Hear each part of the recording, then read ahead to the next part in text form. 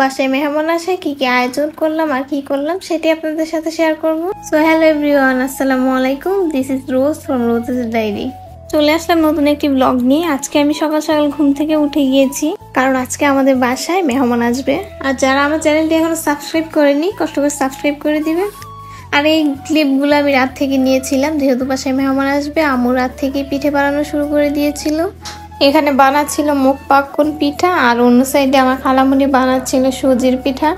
যেহেতু অনেকগুলো পিঠা আম্মু একা একা পারবে না, তাই আম্মুকে হেল্প করতে আমার খালামুনি এসেছিল। এখানে সবগুলো পিঠাতে নকশা করা হচ্ছে। এই পিঠাটা যতটা সুস্বাদু ততটা বানাতে কষ্টকর আর সময় সাপেক্ষ। বানানো শেষ হয়ে গিয়েছে, তারপর একে একে সবগুলো পিঠা ভেজে নিচ্ছিল, কারণ এর পরের দিন রান্নার ঝামেলায় পিঠা ভাজার সময় নাও থাকতে পারে। তো এই তো ঘুম থেকে উঠেই দেখলাম আব্বু বাজার থেকে মাছ মুরগি কিনে নিয়ে এসেছে। আর যেহেতু মাসকলাই ডাল রান্না করা হবে, এখানে খালা ডালগুলো চড়ে নিচ্ছিল। আর এই ফাঁকে আমি রুমগুলো গুছিয়ে নিয়েছি, সবগুলো ফার্নিচার মুছে বিছানার চাদরগুলো চেঞ্জ করে ফেললাম। আর রান্নাঘরে যেয়ে দেখলাম আম্মু রান্না বান্না অলরেডি শুরু করে দিয়েছে।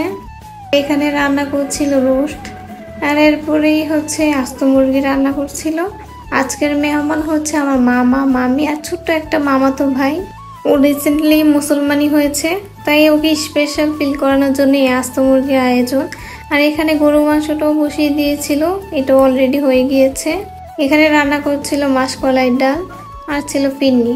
মেহমান যেহেতু রাতে আসবে, আমরা রান্না বান্না শেষে দুপুরে খাবার খেয়ে নিই। গতকালকে কিছু পিঠা ভাজা বাকি রয়ে গিয়েছিল, এখন সেগুলো ভেজে নিচ্ছে। মেহমান আসার আগে আমি সবগুলো খাবার প্লেটে সুন্দর করে সাজিয়ে নিয়েছি।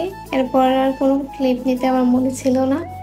তো আম্মু পিঠার সাথে বানিয়েছিল আরও তেলের পিঠা, সুজির পিঠা। যেহেতু মুসলমানি হয়েছে, আমাদের এখানে নিয়ম হচ্ছে মুড়ি চিড়ার পিঠা বানিয়ে দেওয়া। তো এই জন্যই আম্মু এত আয়োজন করেছে পিঠা। এই তো আজকে সারাটা দিন এইভাবে ব্যস্ততার মধ্যে কেটেছে। ভিডিওটি যদি ভালো লেগে থাকে অবশ্যই একটি লাইক অ্যান্ড কমেন্ট করে জানাবেন। আল্লাহ হাফেজ।